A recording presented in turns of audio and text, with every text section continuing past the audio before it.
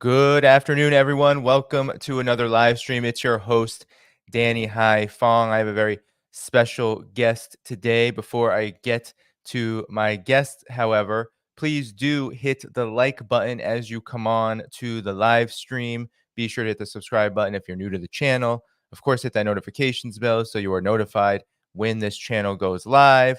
And please do go to the video description to find all the ways you can support this channel, from Patreon, Substack, YouTube membership, buy me a coffee, PayPal, and so much more. Without further ado, we have a great show today. So I'm going to introduce our guest. It is Professor Mohammad Marandi. He is a professor at the University of Tehran and is a frequent guest here, as well as a regular commentator on so many different programs from mainstream media when he gets invitations, to, of course, a staunch supporter of independent media. He also served as a delegate on the nuclear negotiations team between Iran and the United States. Professor Marandi, it's great to be with you again today. Thank you very much for inviting me, Daniel. Yes, and there is a lot to talk about, Professor Marandi, and I wanted to get right to it with regard to Iran. Now, there was, of course, the late October strike that Israel conducted on Iran. We can get into the details of this, but I also wanted to ask you about your assessment of the situation as Iran vows a strong retaliation.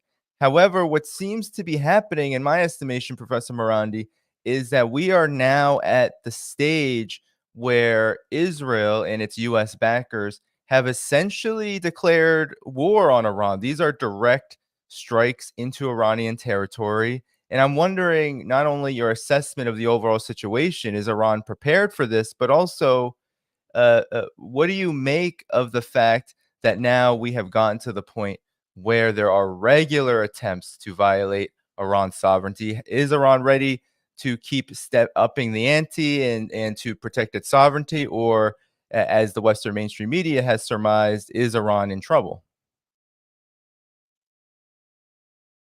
Well, we always have to keep in mind that the Western media is completely one-sided. It is deeply involved in spreading propaganda, and they literally said the same thing about the war in Ukraine. And we're now seeing that our predictions from day one have proven to be correct, and all the claims made by Western media, Western governments, think tanks, and elites have turned out to be very inaccurate, to say the least. So I think it's very important to keep this in mind when you are reading Western media outlets or listening to Western politicians or so-called Iran experts in the West. They're obviously going to repeat the same sort of material that they've been saying over the last 2-3 years in Ukraine. The Israelis and the Americans have violated Iranian sovereignty for many years. The Israelis and the Americans carried out the world's first cyber attack on another country when they attacked Iran's nuclear program. A very dangerous act. It could have caused a lot of deaths and injuries, but fortunately, that was prevented. They also murdered a number of Iranian scientists. And when I say they, I mean the Israelis with US support, because all Israeli operations are carried out with US and Western assistance. So, for example, in Beirut, all Western embassies are part of the intelligence gathering apparatus. Western NGOs are part of the intelligence gathering apparatus, and many Western journalists. They are part of it as well. So in Iran, the West helps the Israeli regime, and the United States in particular does. So when the assassinations took place, one of them was a colleague of mine. He was murdered in front of my wife. He was a professor at the University of Tehran. These were carried out with the support of the US because the United States allowed the Israelis to use the MEK terror organization that has bases across Europe. It is it is a cult that fought for Saddam Hussein against Iran during the 8-year war where Saddam Hussein invaded the country. And then after he was overthrown, they all went to Europe. They were in Europe and North America during the war, but afterwards they all moved there. They have a major base, for example, in Albania. These people were involved in the terror attacks. And then in Syria, during the dirty war, when the Americans and their regional allies and NATO and the Israeli regime were trying to overthrow the Syrian government, the Iranians, after 2013, sent officers to help and to help fight ISIS and Al-Qaeda, and the Israelis would bomb them. So this is nothing new. But until the bombing of the Iranian embassy, the Iranians had a policy of strategic patience. But when the embassy was bombed in Damascus, the Iranians decided to punish the Israeli regime to create deterrence, especially since when the Iranians took the case to the UN Security Council, the United States, Britain, and France, and Germany, they all supported the airstrike on the embassy, which is extraordinary, but true. And of course, Western media pretended as if everything is normal. So the Iranians, knowing that the West supports Israeli aggression and facilitates Israeli aggression, after all, they're the ones who give the ammunition, they give the weapons. The F-35s are, excuse me, the F-35s are American. All of the ammunition that the Israelis use, they are brought into Palestine with there's an air bridge, and ships are constantly taking weapons, and all of these are for free. The Israelis are not paying for any of these. The ammunition that they're using to slaughter Palestinian children, the West is paying for that. They're making the ammunition, and they give them as gifts to the Israelis so that they could slaughter women and children. So the ammunition used against Iran, they are all gifts that are given to the Israelis to use against the Iranians. So in Damascus, the Iranians saw that the West is behind the Israeli act and supporting it, so it had to create deterrence. That deterrence didn't last very long. The Israelis carried out an assassination in Tehran, murdering Ismail Haniyeh. The martyr Ismail Haniyeh was an official guest of President Pezeshkian, who was in Tehran for his inauguration, and he was murdered in an official guest house. So the Iranians had to retaliate again. So all of these were in response to Israeli acts of aggression, which were supported by the West. Again, when Ismail Haniyeh was martyred, Iran took it to the UN Security Council, and the West backed the Israeli regime. So Iran really has no option but to punish the regime itself, because the West is supporting these acts of aggression. Now, the big question is Iran capable? Iran has been preparing itself for a war with the United States ever since, well, before the invasion of Iraq and Afghanistan, but in particular after Iraq and Afghanistan, there was the invasion of these two countries. The Iranians worked very hard to prepare themselves for a possible American attack or invasion. Because the Americans had effectively surrounded Iran, back then Russia and China were much weaker, and the United States was much stronger. So the Iranians developed a very powerful missile defense capability. They also worked on radars and surface-to-air defense capabilities. And in general, the Iranian defense industry began to grow. But one of the things that the Iranians did was they developed new missiles surface-to-surface missiles, and they stored them in underground cities, missiles and drones. So we have underground cities of both missiles and drones across the country. Why? Because Iran was preparing itself for an American invasion or an American attack. And so Iran knew that if the Americans attack, they would have to have very well protected underground bases so that the Americans couldn't destroy the drones and missiles. Israel is infinitely weaker than the United States. It is completely dependent on the West. Without their support, the Holocaust would end in days. And of course, therefore, it's not really in a position to engage in a fight with Iran. If Iran and Israel go back and forth, if they strike one another, the Israelis would definitely lose. So why is it that the regime is pushing in this direction? I think it's pretty clear that Netanyahu, he failed in Gaza, he expanded the war in the north, something that many of us were predicting all along. And we all believed that he would fail in the north, as he did. The West and the Israelis were very hopeful.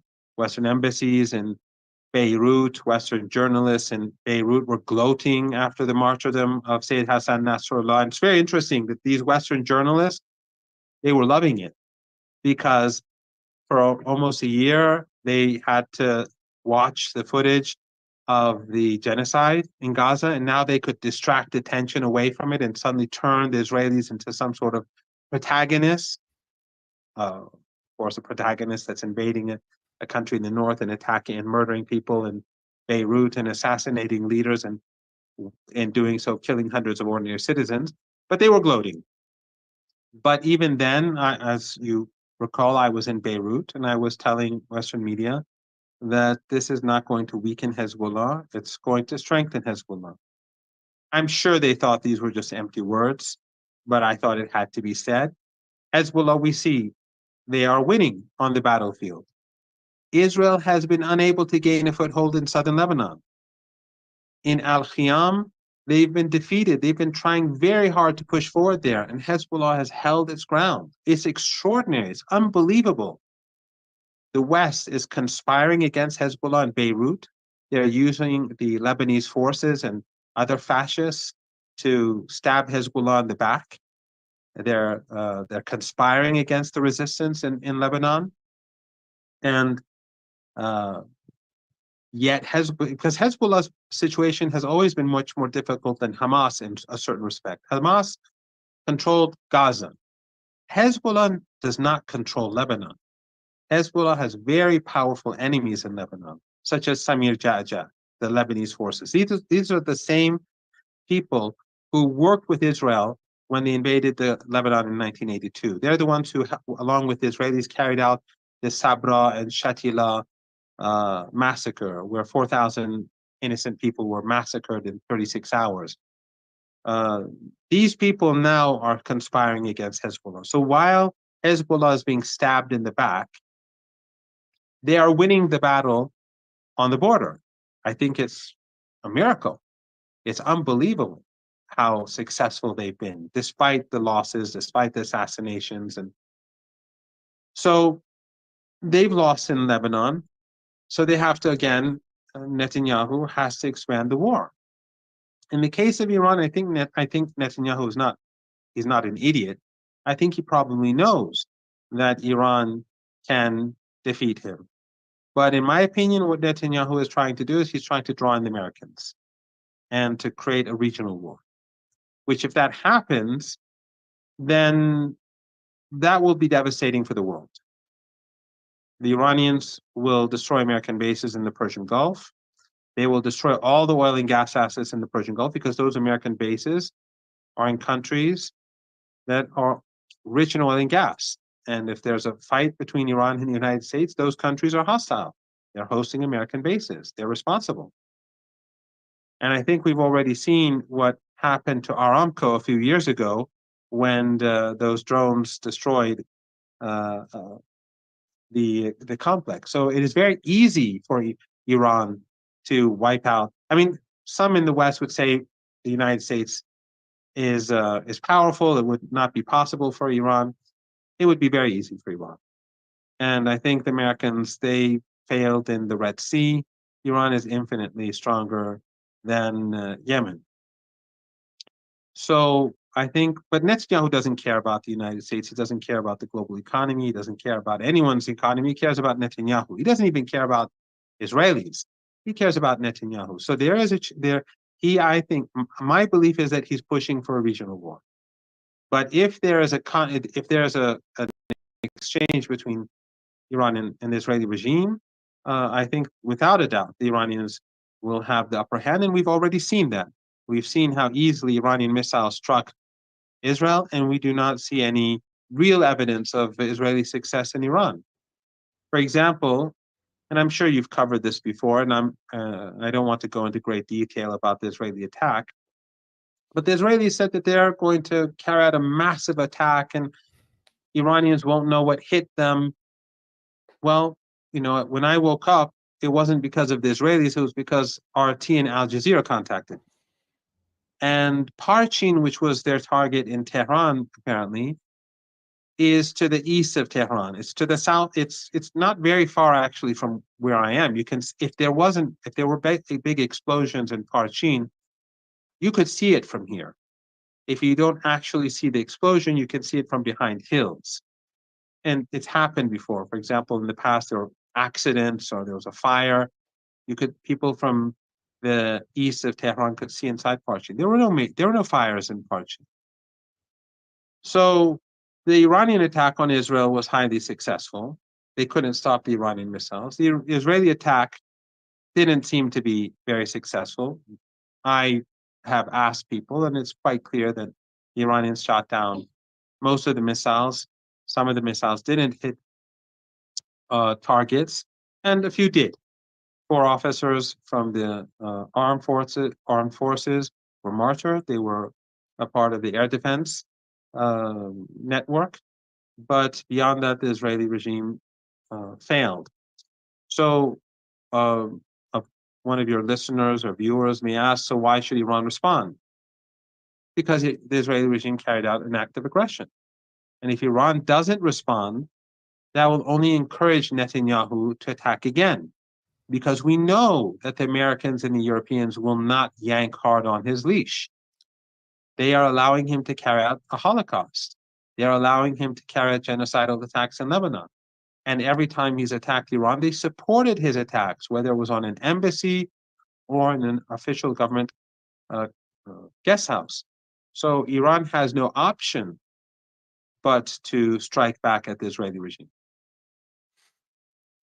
Indeed, and you were talking about Netanyahu pursuing a regional war. Professor Marandi, there are already reports that Israel still has, according to the words of Netanyahu himself, still has wild fantasies of striking Iran's nuclear facilities. You mentioned that doing so, that this regional war that Israel, backed by the United States and the West, this regional war that they are provoking, would be catastrophic. What exactly do you feel like Iran has in store for Israel as it moves up the escalation ladder? Because from up until this point, Iran has been very judicious, very strategic, and very careful to send a message without causing massive amounts of damage. It seems like the time for that approach may be running out if Israel continues on this path. What do you say about that? Well, Iran can fire, from my understanding, almost 2,000 missiles and drones in a single wave. And Iran can fire wave after wave. And the underground missile bases are across the country, and they're full. So the Israeli regime is a very small regime. Iran can easily devastate it. It's not something that would be very difficult for Iran. I think the Iranian response will be substantial because the Israelis carried out an attack on Iran. I don't know. I think it will be more devastating than the previous attack, significantly more devastating. But if the Israeli regime responds, the Iranians can go much further, and they can go on, and they can do it very swiftly. So I don't see a path to victory for the Israeli regime. If they strike Iran's nuclear program, I think Dr. Kharazi again made a statement saying that Iran's nuclear doctrine will change. First of all, I should add that all of Iran's strategic assets are deep underground, whether civilian or military, just like the underground missile and drone bases are well protected and cannot be destroyed by the Israelis. The factories that produce them cannot be destroyed by the Israelis. The Iranians have put, put all of its key assets deep underground. On the surface are small workshops that are spread out so that it would be difficult to strike them, but none of them are the key components of Iran's defense program. And I should add that the same is true, by the way, in Syria. Syria's key assets are deep underground. When the Israelis bomb, they don't bomb key assets because they don't have access to them.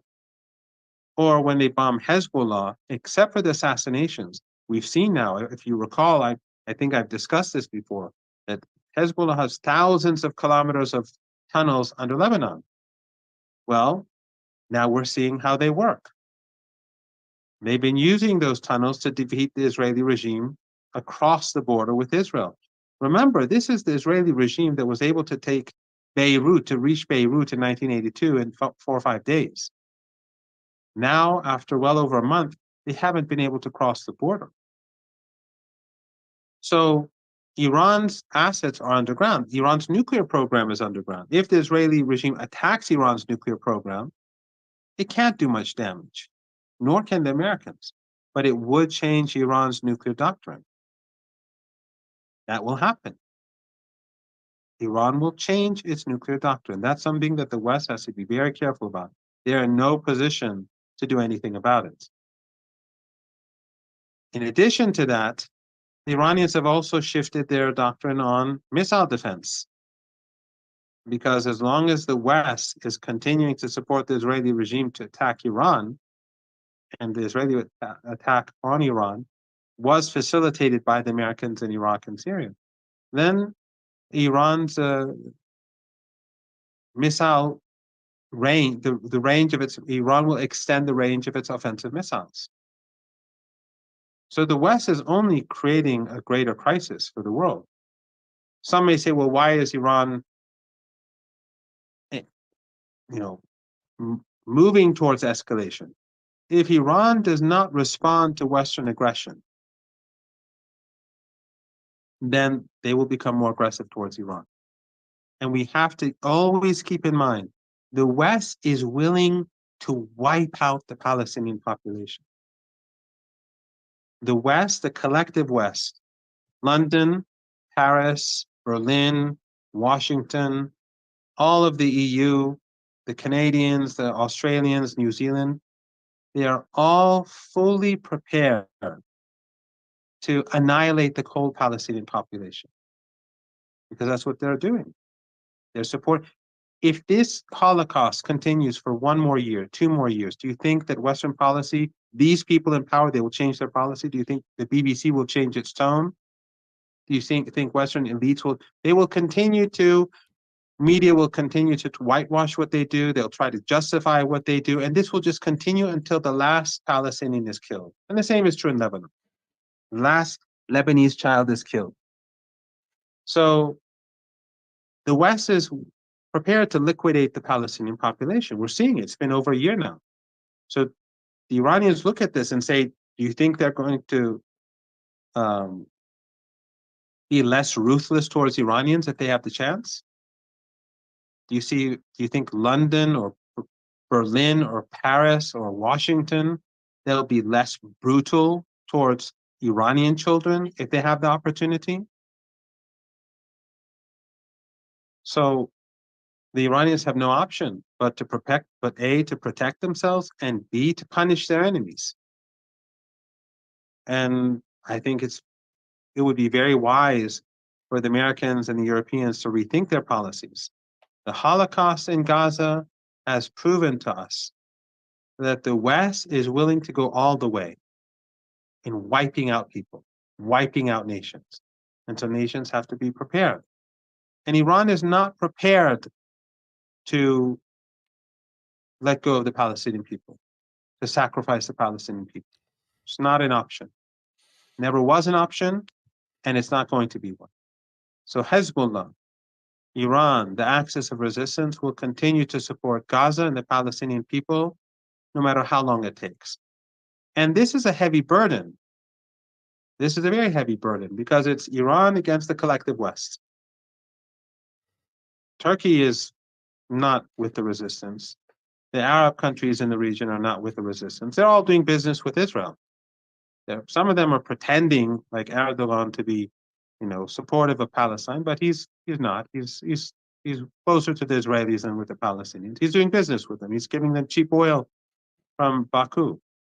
So Iran is on its own, and so Iran is fighting this war, or aiding the axis of resistance to fight this war in a very measured and calculated way. But at the same time, so Iran does not want a regional war because a regional war would be a global tragedy. It would change your life. It would change my life. It would change the lives of people. No people's lives will remain untouched. And it will affect us for decades to come. It would be much worse than 1929. But the Yeah. West is willing to annihilate the Palestinian people. They're more than willing to do it. So Iran has to be strong. Yeah. Yes, indeed. And Professor Marandi, the landscape overall, as you've been talking about so much over the last several weeks, the landscape overall is, and you say it's in the US's interest to curb this. We have Israel completely mired in Gaza. Of course, it's committing this Holocaust, as you said. And it's also continuing on with what seems to be a permanent conflict with the Palestinian resistance, which has already seen reports now of Israeli forces losing motivation, fleeing from the military. And we also have the Hezbollah front, which is also not going well, as you have spoken about.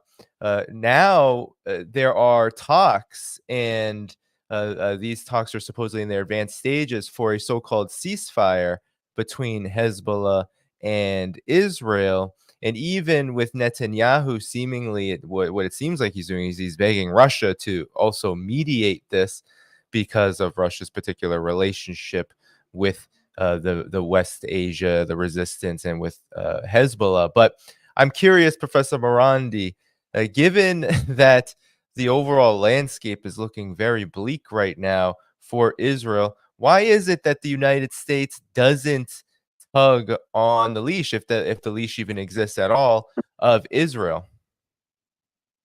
Well, first I should point out that the you have a lot of leaks coming from the West about negotiations. They're all fake.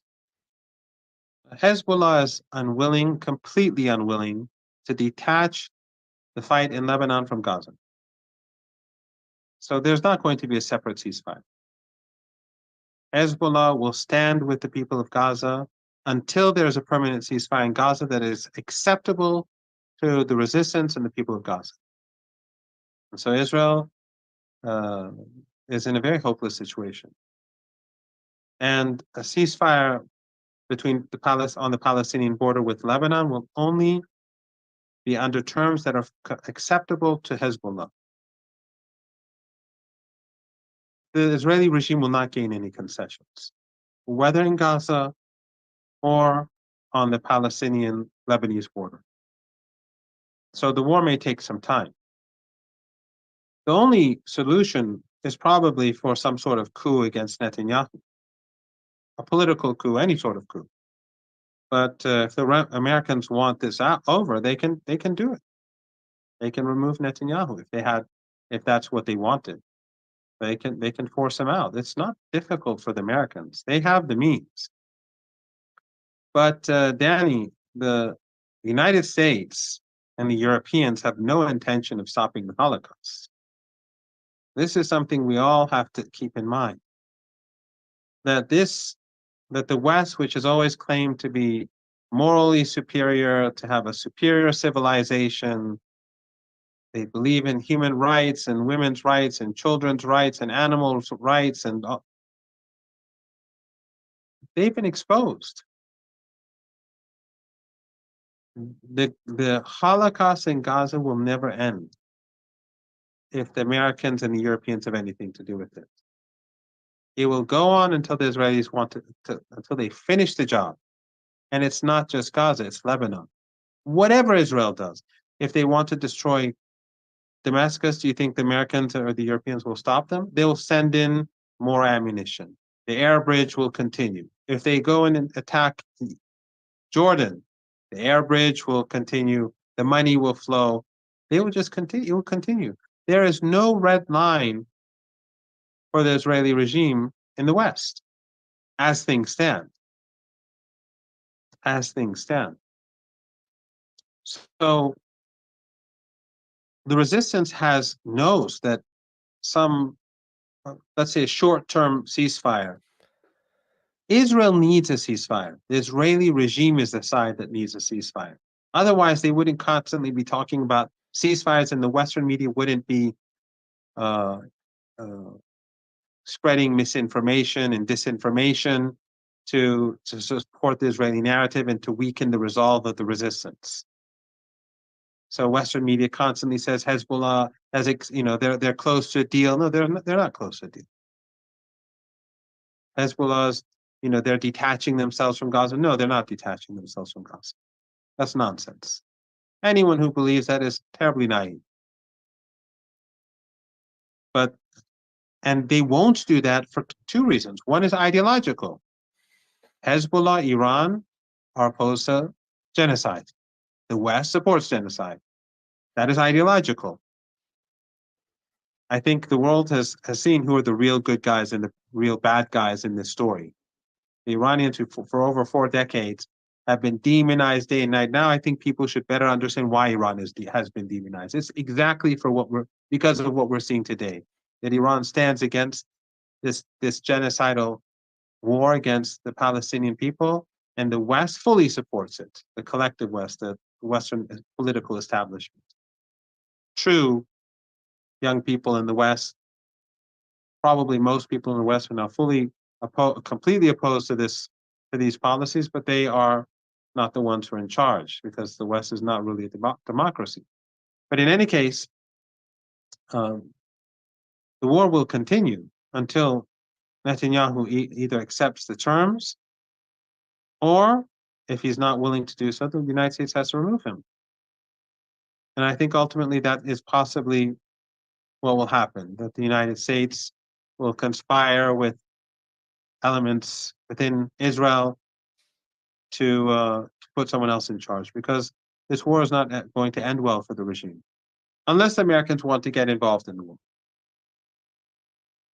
But that will not end well for the United States. It won't end well for anyone, but it will be worse for the West than anyone else, because Western economies have the most to lose in any conflict. But have no doubt, Danny, there will be no oil or gas coming from the Persian Gulf region anymore, or from the Arabian Peninsula, or Iraq, or from the Caucasus, if that's where the Americans want to take it. They don't have the ability to prevent that from happening. So I find it, and you may disagree with me, I find it unlikely that the Americans will enter a war, because I think they understand what this could lead to. And I think that ultimately Netanyahu is going to have to leave. But when does this happen? I don't know. Israel can kill as many Palestinians and Lebanese as they want, but they're not going to win. And here I would also, I would also like to praise Hezbollah in particular. For over a year, Hezbollah has been drawing away Israeli forces from Gaza to protect the children of Gaza. And Hezbollah haters, those professional haters, were saying that they're not really doing anything important, simply out of spite. If they weren't doing anything important, the Israeli regime wouldn't have attacked Lebanon like this. And Hezbollah could have always cut a deal. So could Ansarullah.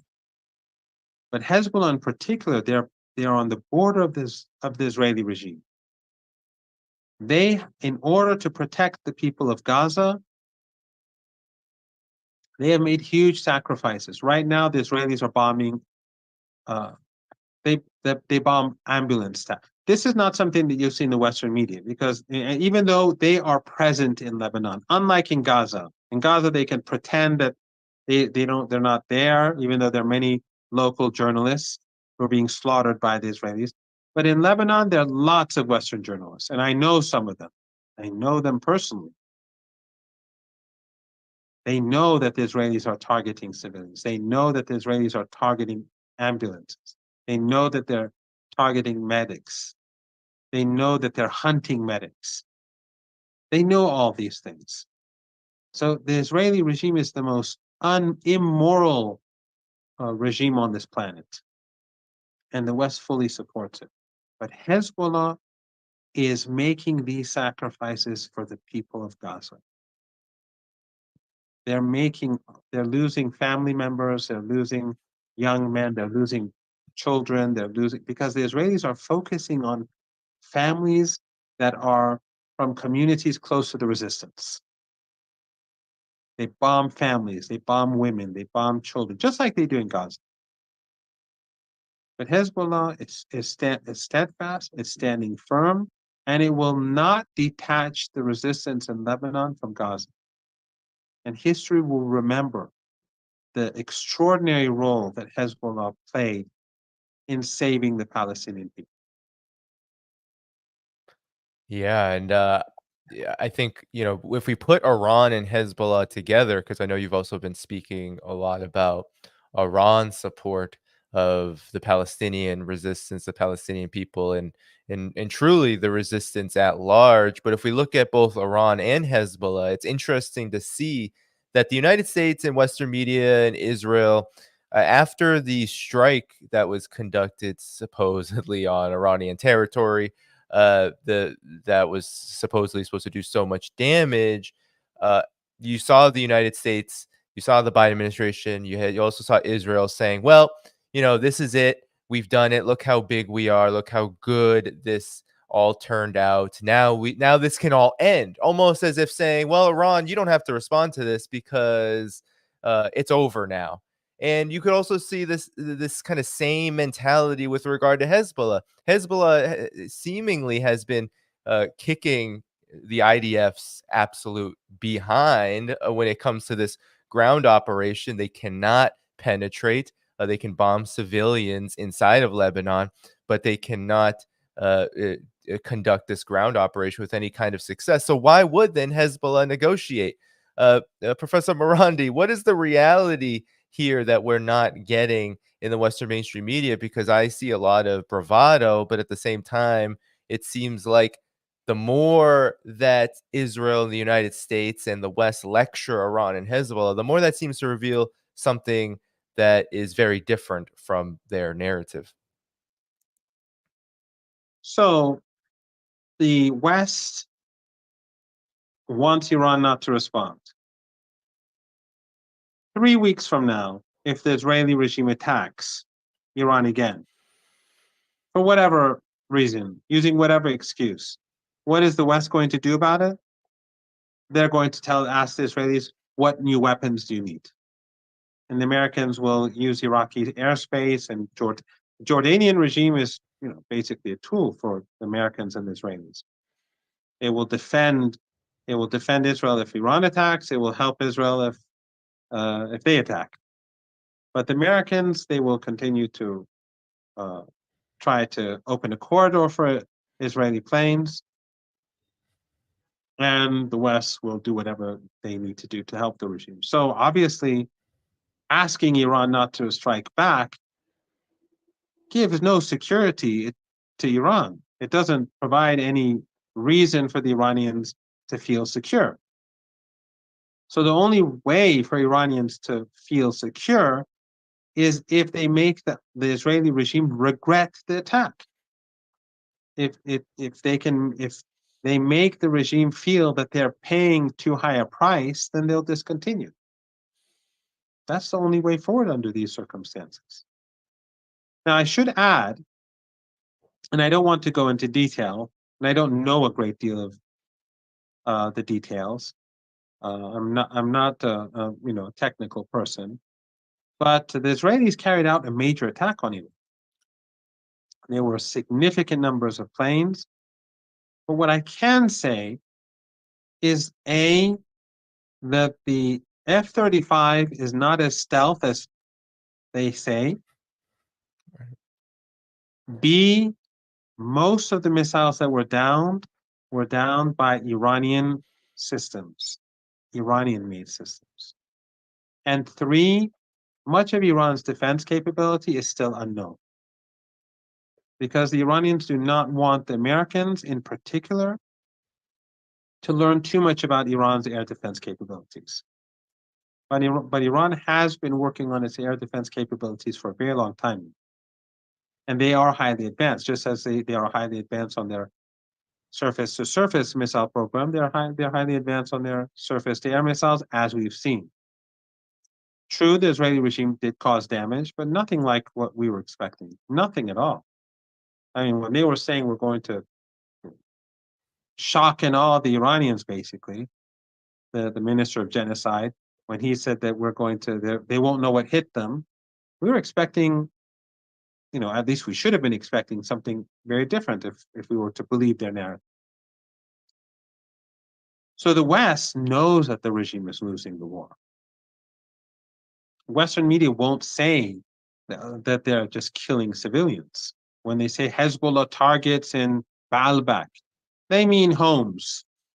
When they say Hezbollah targets or strongholds, Western media is trying to provide cover for the Israeli regime to continue the genocide or these genocidal attacks in Lebanon. Whenever you see the Israeli regime carry out really heavy airstrikes like they did last night on different cities, destroying apartment blocks, it's because they're angry. Whenever they really strike hard at civilian targets, that means they're angry, and that's because they've lost on the battlefield. And that's what happened over the last 2-3 days, where they tried very hard to make headway in Khiyam, and they failed. And again, this is really extraordinary. Hezbollah lost its commanders. It lost Sayyid Hassan Nasrallah, the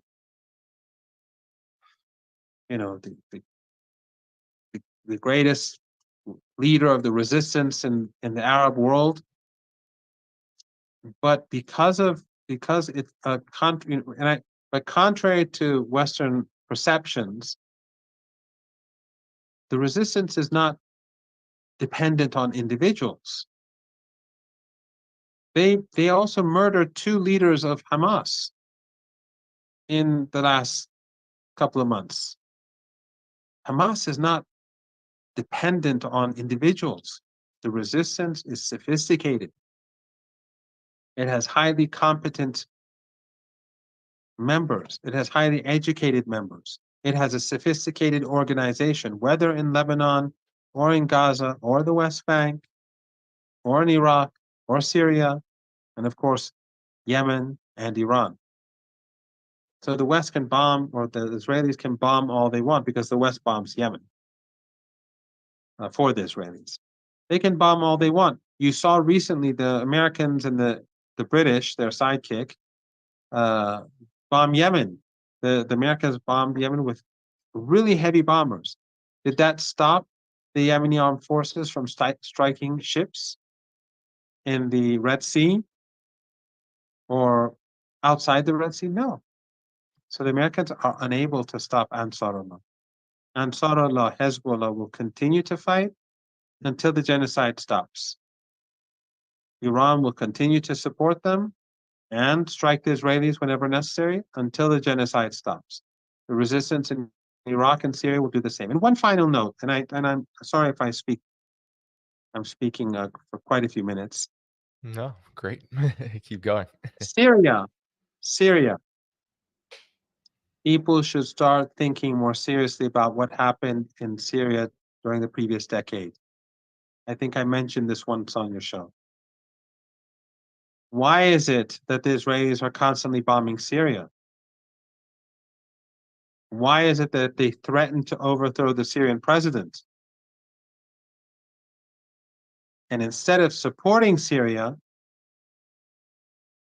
the Americans, of course, and their Al Qaeda and their ISIS allies in the east and their other terrorist allies in the northeast continue to put pressure on Syria. Turkey and their Al Qaeda allies in the north continue to put pressure on Syria. And Jordan continues to assist the Israeli regime to put pressure on Syria. Many of the airstrikes that the Israeli regime carries out on Syria go through Jordanian territory. So those who used to think that the Syrian government was the one responsible for the dirty war, no. That dirty war was a NATO-led dirty war to undermine Syria for today. Because Syria is the bridge that helps support the resistance, Hezbollah, and in the West Bank, and even in Gaza. They wanted that bridge to be destroyed. And they have destroyed it, but the bridge is still firm. So people should not, those who thought that when they were aligned with the American narratives on Syria, the Americans will never do anything in this part of the region that is not in the interest of the Israeli regime. The Americans would never seek a strong, democratic, and free Syria. And so many people were fooled, but I think from what I'm seeing, many have woken up to the truth about what happened in the previous decade. It was all about Israel. It was all about destroying Syria. And the Americans and their allies are responsible for the deaths of hundreds of thousands of Syrians. And the tens of thousands of foreign fighters that they brought into the country were to help the Israeli regime. That's why the Israelis were bombing Syria and they continue to bomb Syria today. That's why they were bombing Hezbollah when they were fighting these extremist forces, or the Iranians. And that's why the Iranians and Hezbollah were preventing the fall of Syria, because they knew what the conspiracy was about. Remember, Jake Sullivan, February the 12th, 2012, in an email to Hillary Clinton, in Syria, Al-Qaeda is on our side. And then there's a Defense Intelligence Agency document of 2012. There's the leaked audio of Kerry, who said we allowed ISIS to advance on Damascus. The evidence is there. But I just want to remind people about the role that Syria plays in helping the people of Palestine and the resistance. No, definitely need a reminder there, because oftentimes when we talk about these many fronts, Professor Marandi, oftentimes Syria is not included. And when it is often the resistance that exists inside of Syria, which is generally viewed as perhaps non-governmental. But in any event, it is the Syrian government which is supporting the resistance, and is the Syrian government, I believe, has actually the fight against Zionism within its constitution, although don't quote me there. So it is so important to consider Syria. And I wanted to ask you about this, Professor Marandi, because there are reports, a bit of panic in the Western mainstream media about Russia's role in all of this. Of course, I've spoken to you about all of these unconfirmed, unverified reports about weapons transfers. There's been a lot of talk about Iran using perhaps Russian air defense supplied systems, S-400s, to thwart Israel's attack. But now there's also the strategic partnership agreement that has recently been validated by both sides, which includes defense cooperation. Now, I think Syria is a great place to also jump off here too, because Russia did provide very concrete requested assistance to Syria during what was a U.S.-Israeli-backed invasion. So I'm curious about your thoughts about Russia-Iran cooperation right now. what is the significance of this strategic cooperation around defense? And of course, this is coming as Israel, as you reported, these are fake reports, but they're including Russia, and Russia is saying that they're ready to mediate any kind of settlement to any conflicts that are happening in West Asia right now. So I'm curious your thoughts on the role of Russia, especially in regards to how this overall regional war that's brewing and really already igniting in the region. Well, again, there's a lot of misinformation or disinformation in the West about the Iranian-Russian relationship. And regarding this agreement, first they said that the new Iranian president was not interested. Now, then they said the Russians were not interested. But the relationship between Iran and Russia has evolved dramatically after the war in Ukraine, economically, at all levels, at all levels. And it continues to grow as we speak. In the summit that we saw in Kazan, we saw the relationship between Iran and Russia, how it has evolved there as well. President Putin and President Pezeshkian met twice over the past few weeks, once in Turkmenistan and then in Kazan. Also, I should add, the Chinese president, President Xi, he met 5 heads of states in Kazan. One was the president of Russia, and another was President Pezeshkian. So you can see how the relationship between Iran and China has also evolved. But I think this is basically because of the Americans. The Americans, BRICS has the United States to thank for the rise of the organization. Without the US antagonism towards Iran, Russia, and others, BRICS would have never been created. And if it had been created, it would have just been some, conference or organization where leaders speak and then go back home after a day or two. What has made BRICS a serious organization with ambitions is US policy, European policy towards Iran and Russia. So, but BRICS aside, the Iranian-Russian relationship has evolved a great deal, and the antagonism being shown towards the two is increasing that even further as we speak. And I don't think it's going to have I don't think the US election will have any impact on this, because I don't see a Kamala Harris improving relations with Iran or Russia, and I don't see a Trump improving relations with Iran and Russia. I mean, some say that Trump would be better for Russia, but I don't see how the conflict in Ukraine is going to be easily resolved. The Russians have expectations after making all these sacrifices. If Trump concedes, then that is a major defeat for the United States, and Trump will be hammered, if not destroyed, politically. And if he does not give the Russians what they want, then there's no reason why the Russians will not continue to move forward to attain their objectives in Ukraine, which they can do, because Ukraine is falling apart as we speak. Things are really bad in Ukraine right now. And of course, we've been saying this from the beginning. Just like in Gaza, and the conflict here, we've been saying that the Israelis will not be able to take Gaza. I was saying this literally from the first couple of days. It's been over a year. I've been on record saying that the Israelis will not win in Lebanon. They haven't. And against Iran, the same is true as well. But, the West, in their arrogance, in their sheer arrogance, and, because of the legacy, 500 years of empire and colonization and Eurocentrism and exceptionalism, they can't see the world objectively. So they continue to think that somehow they'll overcome, somehow they'll defeat their foes. But what they're doing is that they are losing ground at an astonishing pace. The empire is dying very rapidly. And the war in Ukraine and the Holocaust in Gaza, the extermination of the Palestinian people, is destroying the West, because the world sees the West as a part of this extermination. right now in northern Gaza, they've surrounded there are different estimates from 200 to 400,000 Palestinians. The Israelis have surrounded them, and they're preventing food or aid from getting in. Do you think if CNN and the BBC for 1 week they did rolling coverage on northern Gaza, just 1 week, it would end. The siege would end.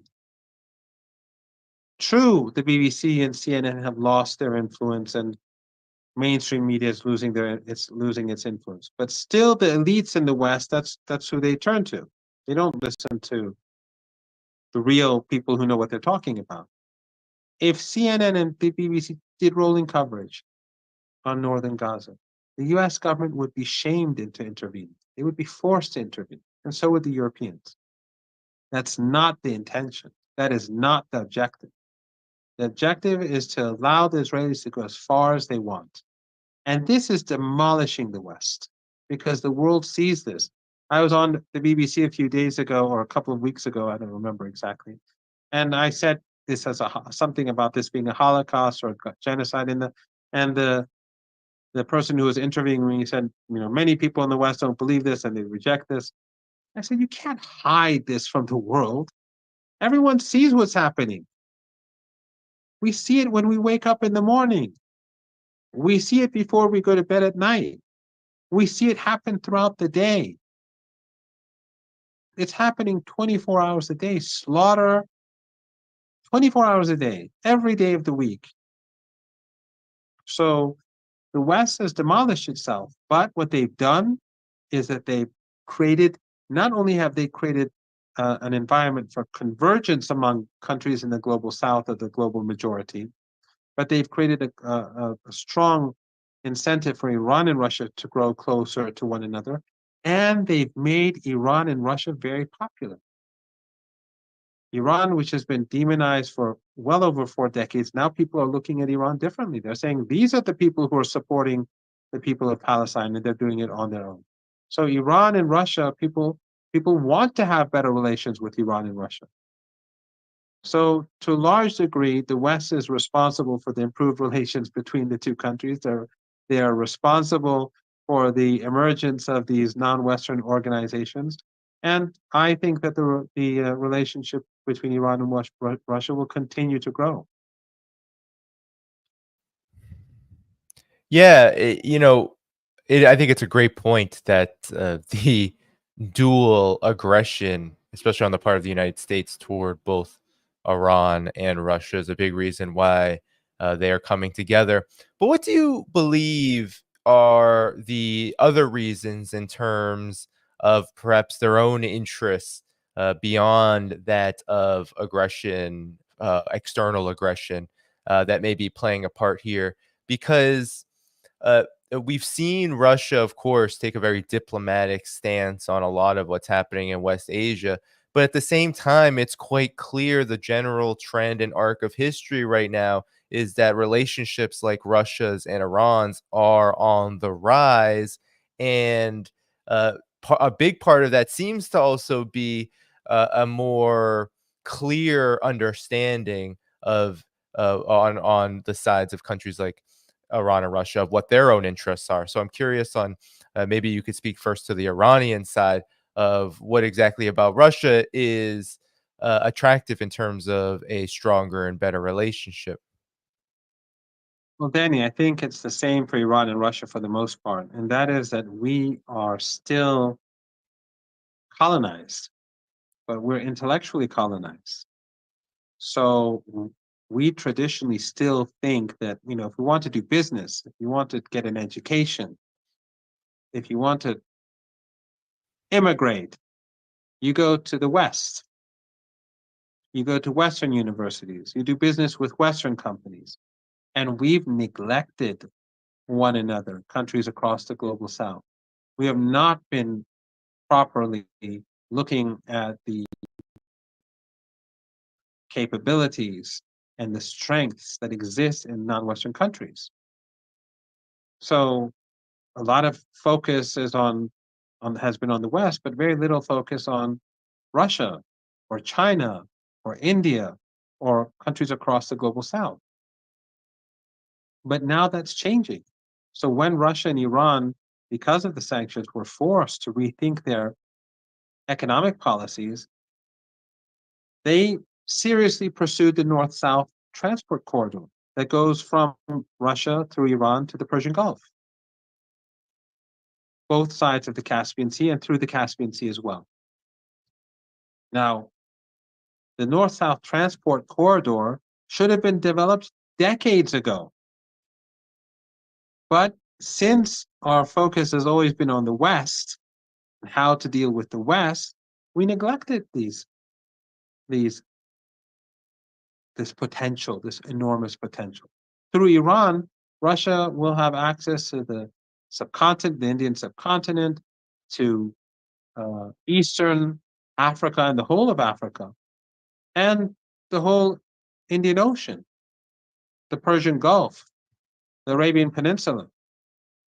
And through the north-south corridor, Iran has access to the huge Russian market and Russian resources and Belarus, which is for Iran, and Russian trade going through Iran is enormous too. It benefits Iran enormously. So this should have been done and completed decades ago, but it's now being taken seriously because the two countries have been forced to rethink their policies. And when they are forced to rethink their policies, they suddenly recognize this huge potential that could solve many of their problems. And if they had exploited this potential before, they would have been in a very different situation today than they are now. The same is true with military cooperation. I don't want to go into details, and there are many details that I don't know. I don't pretend to know too much. But Iran's military capabilities are enormous, and Russia's military capabilities are well known. As I said, most of the missiles were down by Iranian indigenous capabilities. And there are other capabilities that Iran has. The Russians also have well-known capabilities. We've seen it, how they performed against NATO weapons in Ukraine for 2.5 years now. And there's political cooperation, the two countries both being sanctioned right now. They have a strong incentive to create mechanisms for trade without using the dollar, Western financial institutions. These are the two countries that are Russia has the largest natural gas resources in the world, and Iran is second to Russia. And Turkmenistan, which has huge resources, is in Central Asia. And both Russia and Iran have huge oil resources. So the energy market is deeply influenced by these two countries. And Russia, of course, has huge potential to invest in Iran's energy sector as well. So the two countries complement each other a great deal, and they are neighbors. We are neighbors through the Caspian Sea. Europe is very far away from us. And Europe is on the decline anyway. The United States is across the ocean. They're not friends with us, but that aside, Russia's our neighbor. So Russian grain for us is much cheaper than importing grain from other parts of the world. There are huge advantages for both Iran and Russia. And I think we have to really thank the United States and the Europeans for opening our eyes to these potential, to the potential that exists within this relationship, but also to other partnerships that can be defined within the Shanghai Cooperation Organization alongside BRICS, but also bilateral relations. As I said, President Xi, when he was in Kazan, he met with 5 leaders. One was the Iranian president. So a lot is happening, and I think the West has only itself to blame for what's happening. Indeed. And I wanted to ask you to follow up on this, Professor Marandi. When it comes to these partnerships, these big relationships, maybe the biggest in the world right now in terms of their strategic importance and their importance on overall development, Russia, Iran, Russia, China, China, Iran. I wanted to ask you, when it comes to Iran and when it comes to what's happening in West Asia and how it relates to nations like Russia and China, do you feel that because both of these countries do play such an important role diplomatically, and they're very strategic and they try their best not to be, and I hear you have spoken about Iran like this, right? How can you assist without facing even a greater aggression from uh, greater targeting from the United States? How do you exist and assist at the same time? I feel like Russia and China have been trying to work that out. And I wanted to ask you, should there be a broader regional war? Do you think Russia and China would stand back, especially Russia, given the fact that Russia's relationship to West Asia, just given its geographic location, is so much, um, has been so much deeper, especially with regard to its assistance to Syria. But do you feel like, because it seems like all roads are leading to Iran with this war path backed by the United States and Israel, and if that were to occur, do you feel like these countries would be able to sit back anymore? I know that China definitely does not want to be militarily involved, but at the same time, with when it comes to Russia, for example, it seems like, given that it was requested to assist Syria, that it's willing to engage when it has to engage. But at the same time, of course, these situations are very different. I'm just curious on your thoughts on this.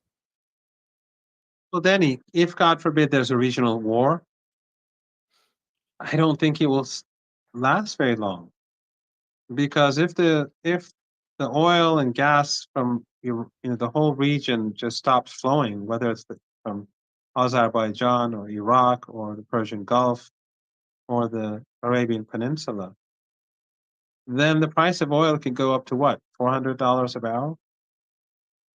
The global economy would collapse. I think that would end the war pretty quickly, because it will be chaos. It will be chaos in the United States. The economy would fall apart,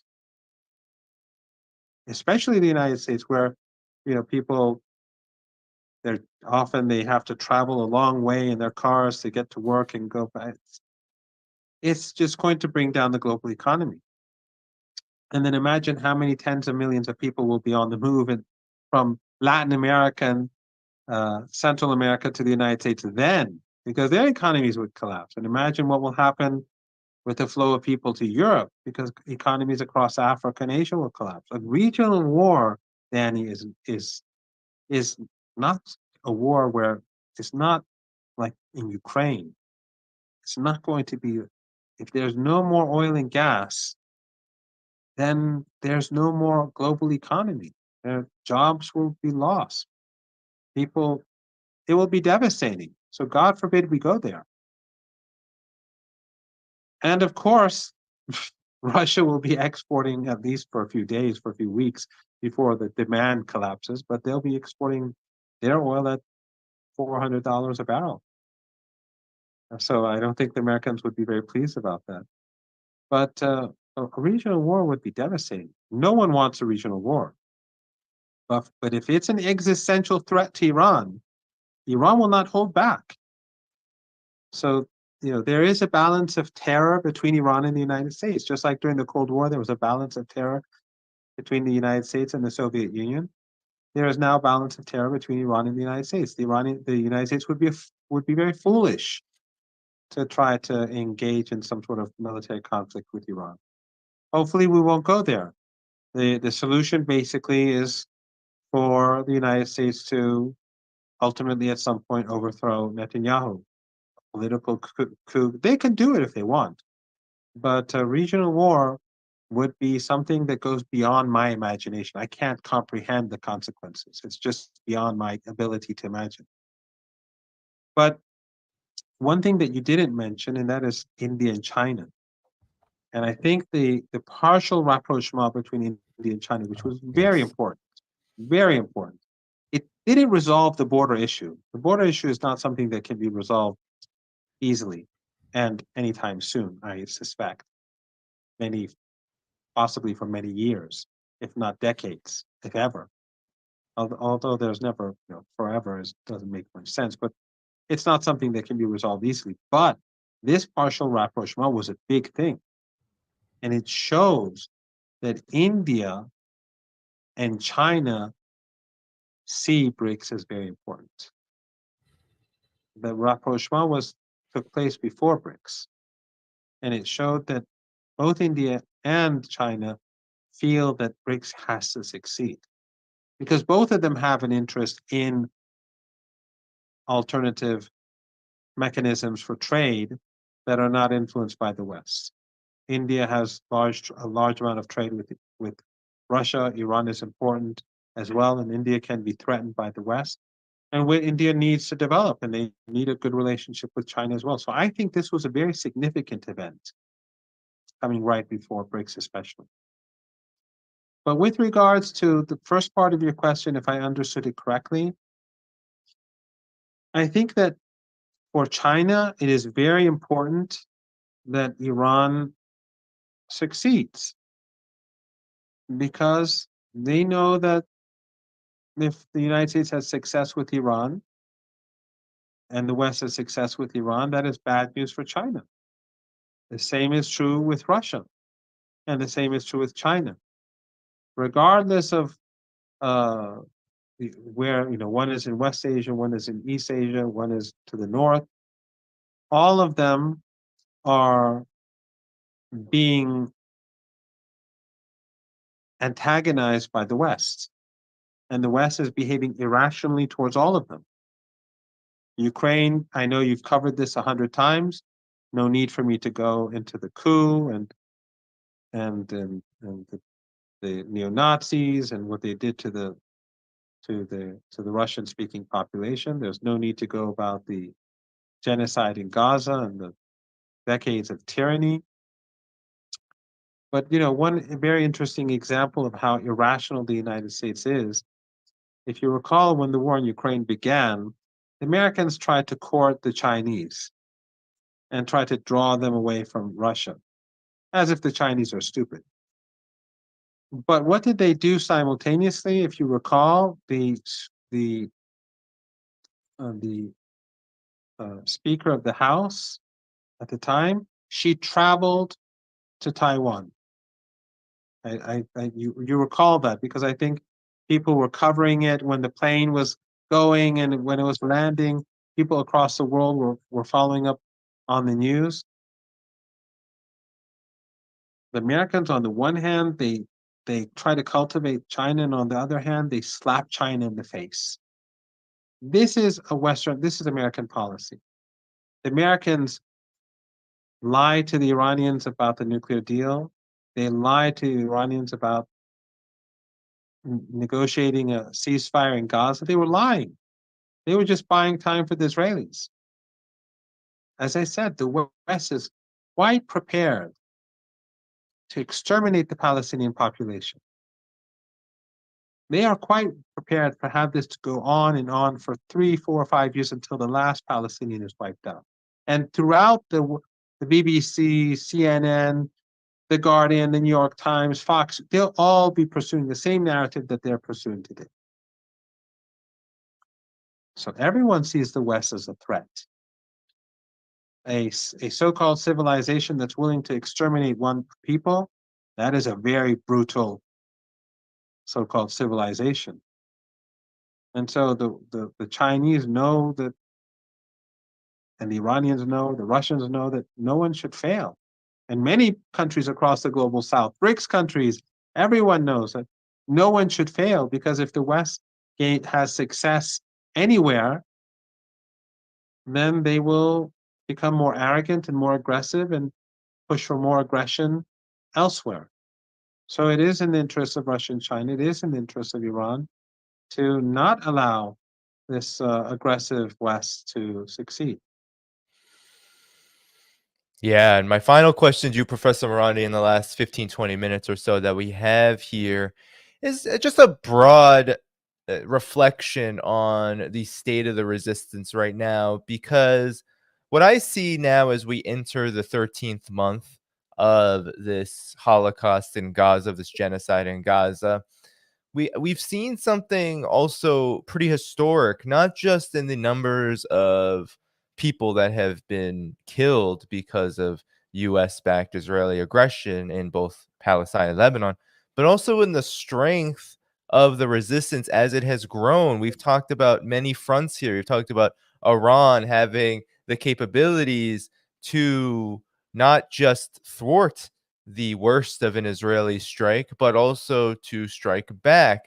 That is something that's pretty historic, I believe, in in nature. And then we also see Hezbollah continue to chase out Israeli invaders and force this fake news, which Hezbollah will, as you said, will never take. But it seems like the U.S. is putting some pressure to get Israel to take care of some of these fronts. They even write about it in their neocon magazines like Foreign Affairs. And of course, we have Ansar Allah, we have the resistance in Syria and Iraq, and we can go on and on and on. But the one theme here seems to be that the resistance is stronger and more united. I'm curious about your reflections on this moment as we enter this or continue on in this very long war and unfortunately long genocide. Let me just give one example to explain what I think is really happening. When Yahya Sinwar was martyred, the Israeli regime thought that by showing the clip of his martyrdom, that he would be humiliated. And it did the exact opposite. It is because of this supremacist worldview. After all, Palestinians, we're all Amalek for the Israelis. We're all an inferior race. They're chosen people according to their worldview. So they underestimate the Palestinians. They underestimate the Lebanese. They underestimate us. And this is in line with this historical worldview that Western elites have had for centuries. Eurocentrism, American exceptionalism. And of course, this has nothing really to do with ordinary people in Europe and the United States. They're disempowered. They don't have power. Hopefully they will. Hopefully they will, after all the harm that these regimes have caused to the world and the harm that they've caused to their own people, hopefully we will one day see change. And we do see public opinion in the West very much against, this genocide. Jews, Christians, Muslims, others. We do see that. So when I speak about these regimes and Western civilization, I'm talking about the elites who are in power, which are a very large group of people, but they're not nations. But this Eurocentrism and American exceptionalism and this concept of this ethno-supremacism in Israel, this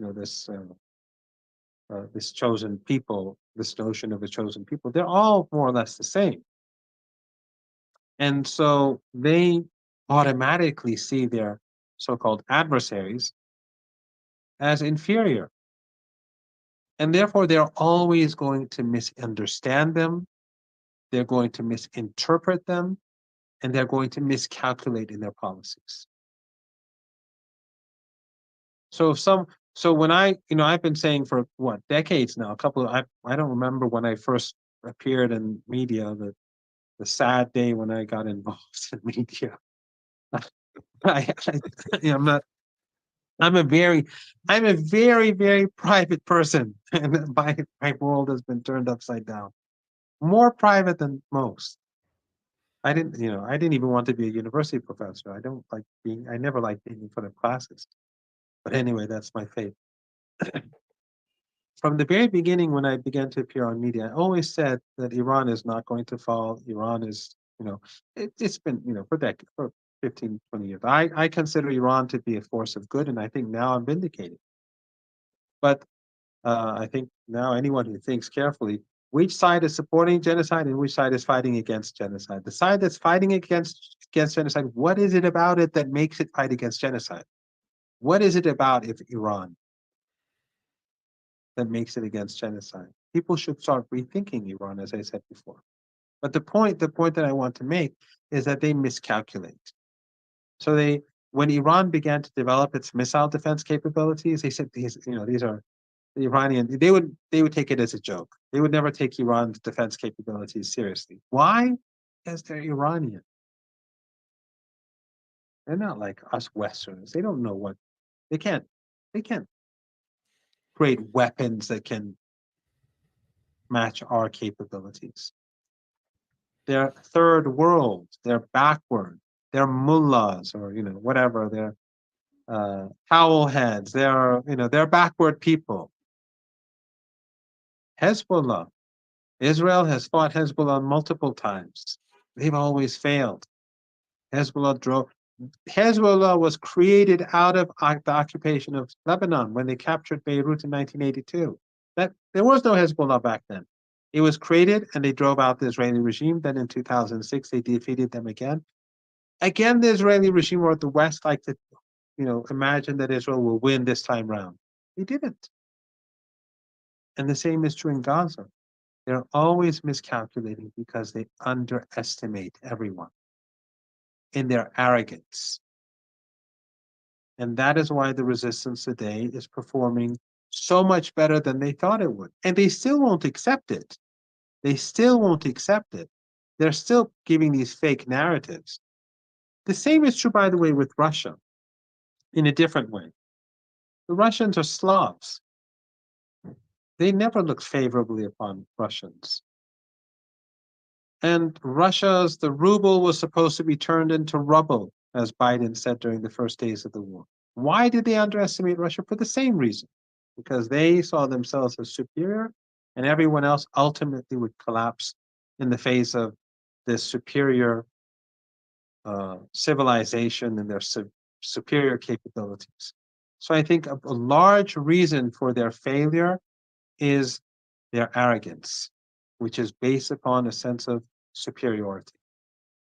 But regardless of who's superior and who's inferior, these Iranians who are constantly violating human rights and they're despised by their own people and it's collapsing and the regime is corrupt. We hear that day and night. We've been hearing it for decades. The people of Iran hate the regime. Why is Iran a growing menace then? They say Iran is a growing menace. It's the Israelis call it an octopus with.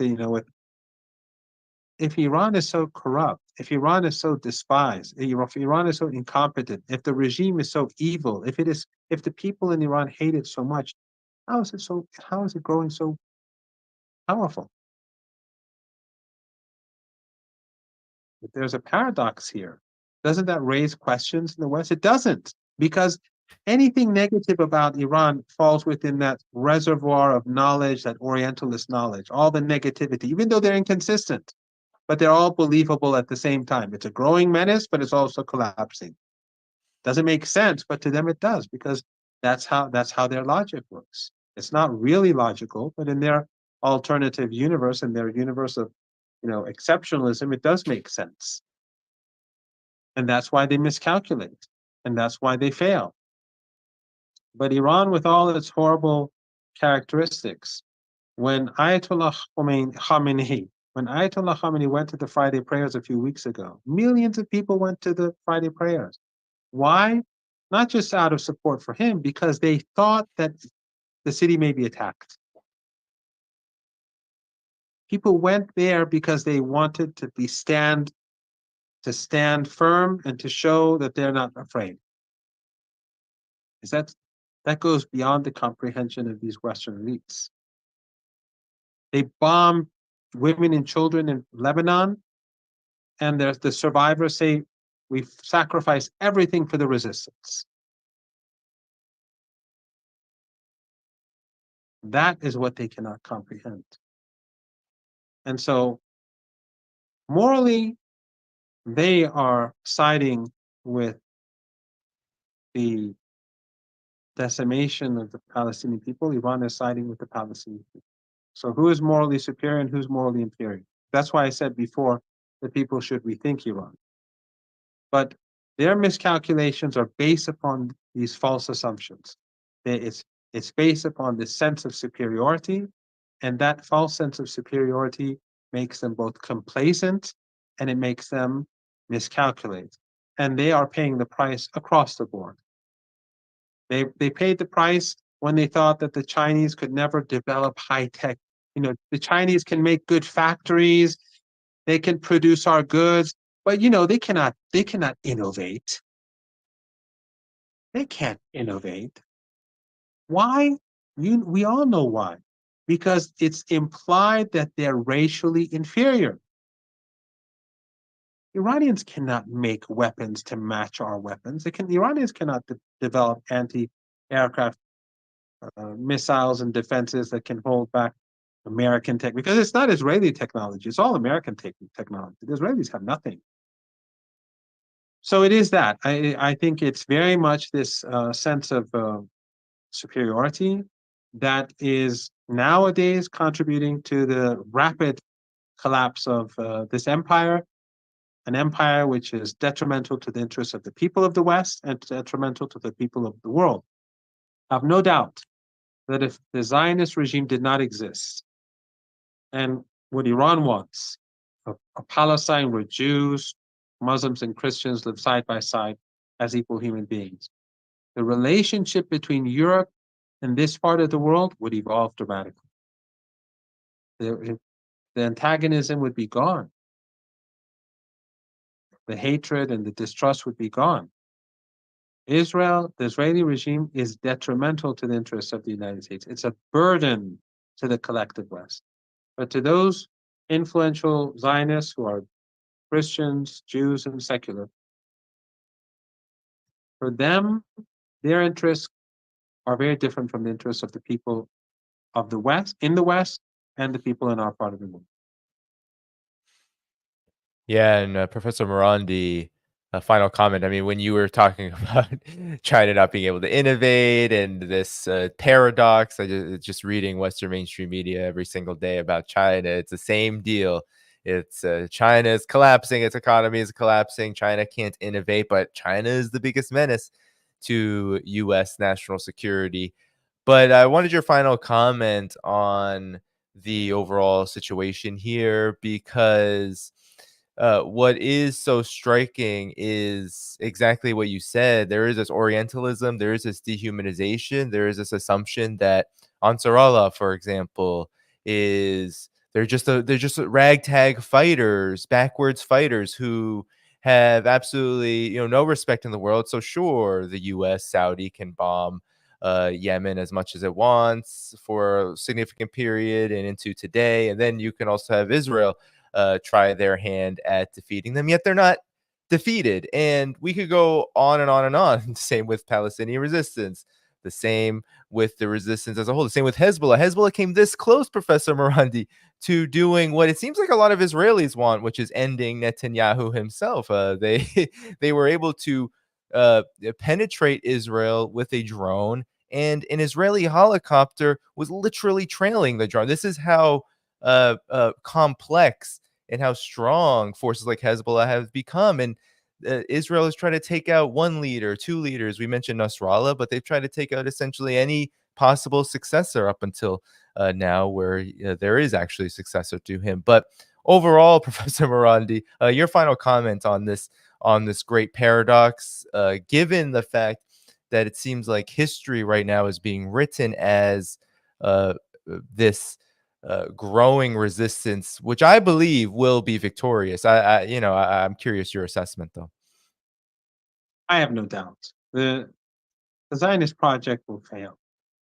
This war will end, and it will end without success for the regime. But the world will remember the Holocaust. They will remember the genocide. Israel will always be despised. And the economy will never recover, because no investor will ever go back there again, because they know that it's not safe. And I think many Israelis will be disillusioned. Those who are uh, highly educated will go abroad to seek jobs, and the regime will not last. I don't know how long it will last, but that will be the beginning of the end of the regime. And you made a good example the example of Yemen was a very good one. They are amazing people, aren't they? They were facing years of genocide, Western-backed genocide.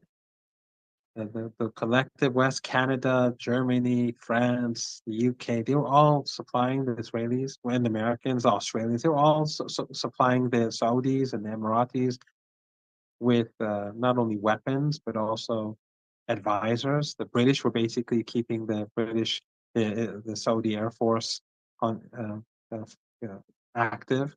They were the ones running the Air Force to bomb Yemen day and night. And the Saudis and the Emiratis spent hundreds of billions of dollars in this war, and they lost.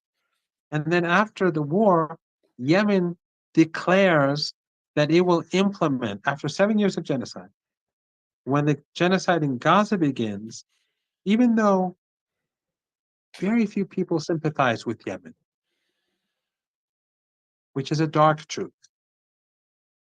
The Arabic media, which is owned by all these despots, none of them supported Yemen. And Western media didn't either. So many in the Arabic world didn't really have much sympathy for Yemen. Some did. Some in the West did too, but not many. Despite all that, as soon as the genocide began in Gaza, Yemen said, we're going to implement the Genocide Convention. They are going to implement international law. They became heroes immediately. And they did implement the Genocide Convention, and the Americans could do nothing about it. They bombed Yemen, they murdered people, they bombed it with heavy bombers just recently, to no avail. A very sophisticated, but more importantly, a very moral people. Morally superior than the entire Western political establishment by far, infinitely more. So when people like the European foreign policy chief, Joseph Borrell, speaks about the European garden and then the rest of the world being a jungle, the moral garden is the axis of resistance, as we saw in Yemen. And the moral jungle is in Brussels, in Washington, in London, Berlin, and the capitals of all these Western countries, from New Zealand to Canada. That's where the moral jungle is. And I think people increasingly across the globe, I'm sure, I'm absolutely certain that people across the globe are now recognizing this. Yes, indeed. It's truly a momentous occasion in history where, and I want to leave viewers with this. I always try to, because there is just a massive atrocities happening right now that the United States and Israel are committing in the region, from Palestine to Lebanon and beyond, and in Yemen. They continue to bomb Yemen. They continue to try to destroy the entire resistance, yet it has gotten only stronger. And despite the length of time that it'll take for such a conflict, such a resistance war to end, it does seem like the overall arc and the trend is toward victory. And that can be, I feel, for many in the collective West, very hard to believe, because not only is the collective West in the United States so wrapped up in their own exceptionalism, which does also infect basically every single person who happens to live in these places, but also because we are so saturated with the absolute violence and abhorrence. You called it a moral jungle. That's where the US and West sit. You could also say it's a desert, because there really is nothing there. I mean, there is nothing to look forward to. There is nothing But you to. have many gardens across Europe, all these young people Yes. standing against these regimes. Yes. Right. Jews, Christians, Muslims, Hindus, whatever, people from all walks of life. What is this desert, as you point out, or this jungle, are these elites who are pursuing genocide. Yes. But Yes. young people are waking up. Everyone now, everywhere across the world, you have resistance. The axis of resistance is, of course, the military and structural resistance that's actually fighting on the battlefield and giving martyrs. But the resistance is a global resistance, and everyone is a part of the resistance. They're all one and the same, and they are heroes. We have perhaps hundreds of thousands, if not millions, of unsung heroes across the world who are making their voices heard in whatever way they can, whether it's by boycotting Western goods, whether it's by going to the streets, whether it's by being active online, whether it's by talking to people around them. People are increasingly active, and they are the ones who, each and every one of them, are in their moral garden, which is the complete opposite of this barren world that the likes of Joseph Borrell or Kamala Harris or anyone else among these Western elites, Biden or Trump, they're, they live in their own barren worlds, and people see it. The masks have been removed. Genocide does that. Extermination does that. It helps. For some reason, it has a huge effect on the way people view the world. For some reason, indeed. And that's why I'm glad to host a channel like this with the hope that we continue advancing inside of that garden. So that I believe the biggest thing right now is to continue to move toward being able to all join together and ending this horrific regime and the oppression, the genocide that comes with it. Professor Marandi, thank you so much for joining me today.